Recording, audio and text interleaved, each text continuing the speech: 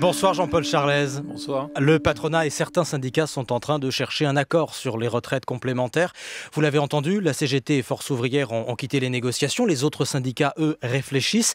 Vous représentez tous ces DRH qui sont vraiment sur le terrain. Avez-vous du travail pour ces salariés à qui on va sans doute demander de travailler plus longtemps? De toute façon, les entreprises n'auront pas le choix. C'est-à-dire qu'on a des systèmes, que ce soit de protection contre le chômage, des systèmes d'assurance maladie, des systèmes d'assurance, de retraite, qui sont fondamentalement déficitaires. La vie s'allonge, donc il faut qu'on en tire les conséquences sur le plan de l'emploi. Je crois que chacun doit y mettre du sien, c'est-à-dire qu'effectivement, on doit ajuster les cotisations, qu'elles soient patronales ou salariales, et il me paraît tout à fait anormal que l'âge de la retraite ne soit pas avancé ou reculé, ça dépend dans quel sens on se place, donc il faut bouger sur ça. Mais la réalité, c'est aussi que depuis un an, pour ne prendre que ce chiffre, chez les plus de 50 ans, le chômage a encore augmenté de 10%. À quoi ça sert de repousser l'âge de la retraite s'il n'y a pas de travail pour les salariés âgés? Je pense que c'est pas un problème de pas de travail pour les salariés âgés. Les entreprises, pendant très longtemps, ont été habituées à ajuster leurs effectifs par le haut, c'est-à-dire à faire partir les salariés dès qu'ils avaient 52, 53, 55 ans. Et donc, beaucoup de plans sociaux ont été faits sur cette catégorie de population. Je pense qu'aujourd'hui, on n'est plus du tout dans le même système. On a dans les entreprises la coexistence de 5 générations. Puisqu'on a des jeunes qui démarrent à 18 ans, potentiellement on peut rester jusqu'à 70, donc il faut qu'on modifie le système de gestion des ressources humaines pour faire coexister ensemble 5 générations. C'est la première fois que ça se passe. Il n'y a pas d'exclusion, on ne doit pas faire un discriminant sur l'âge. Quelqu'un qui aujourd'hui a 65 ans est beaucoup plus en forme il y a 100 ans. Donc je pense ça, c'est la théorie, Jean-Paul Charlez. Vous savez que dans les entreprises, ça n'est pas comme ça que ça se passe. Et nos auditeurs qui sont dans cette tranche d'âge le savent. Ils le savent. Il ne faut pas être pessimiste sur le sujet. Beaucoup de DRH ont commencé à adresser le problème qui ne s'est pas réellement posé avant. Parce que, encore une fois, beaucoup de personnes sont parties, parce que les baby-boomers arrivent aujourd'hui à la soixantaine ou peut-être un peu plus.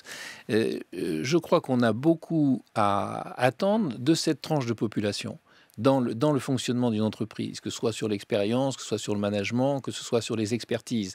Donc, je pense qu'aujourd'hui, les entreprises ont pris conscience de ça. De toute façon, elles n'ont pas le choix. Donc, il n'y a aucune raison aujourd'hui qu'on ait cette exclusion, cette exclusive sur l'âge.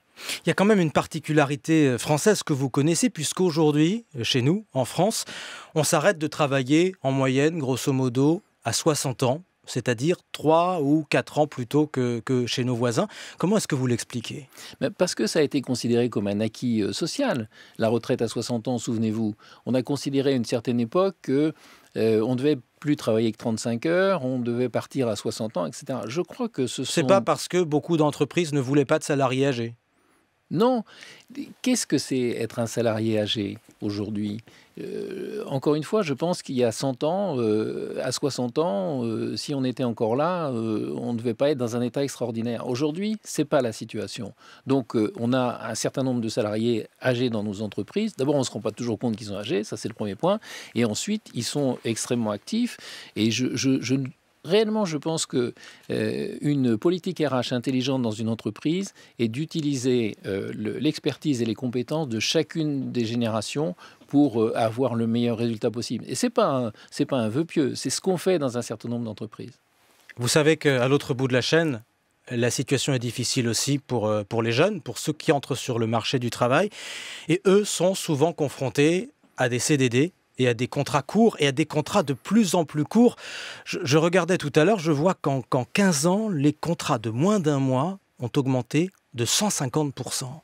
Est-ce que c'est normal, ça, Jean-Paul Charlez? Alors, sur les CDD, il faut être très prudent.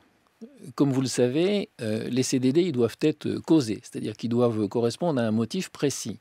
Soit ce sont des CDD faits en surcroît d'activité. Si vous avez besoin de quelqu'un pour une semaine, 2 jours, un mois, etc., vous avez le recours à un CDD.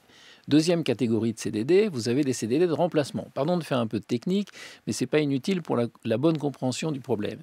Vous avez des CDD de remplacement, vous avez quelqu'un qui part en congé de maternité, vous remplacez cette personne, à son retour, évidemment, elle retrouve sa place et le CDD se termine. Bon. Les seuls CDD qui, pour moi, sont contestables, ce sont des CDD qui sont faits dans la peur par un certain nombre de responsables d'entreprise ou de dirigeants d'entreprise qui ne veulent pas s'engager et qui préfèrent faire un CDD pour avoir l'équivalent d'une période d'essai plus longue. Je pense que c'est ça qu'il faut combattre. Après, les entreprises, elles ajustent strictement leurs moyens à leurs besoins. D'où sans doute des CDD courts, faits simplement pour voir les surcroîts d'activité temporaire. Donc je pense qu'il y a une logique à ce que le nombre de CDD s'accroisse. Ce que je regrette, c'est que certaines entreprises utilisent le CDD alors qu'elles pourraient faire des CDI. Ce qui d'ailleurs me paraît être un très mauvais calcul. Parce que si vous ne donnez pas aux gens un sentiment de sécurité, il ne faut pas attendre autre chose de leur part que de la volatilité. C'est-à-dire que vous leur dites, moi je t'embauche pour un certain temps et puis on va voir après. Ben, si cette personne instantanément trouve un autre job, évidemment, donc elle va vous le prendre. nous dites aussi le CDI, le contrat à durée indéterminée, c'est l'intérêt de l'entreprise. Je pense que le CDI, c'est l'intérêt de l'entreprise. De toute façon, je ne pose jamais les intérêts des entreprises et des salariés. On a une entreprise performante à partir du moment où on a des salariés qui ont envie d'y venir le matin. S'ils ne sont pas sûrs le soir d'être encore là, pourquoi voulez-vous qu'ils viennent bosser le matin ?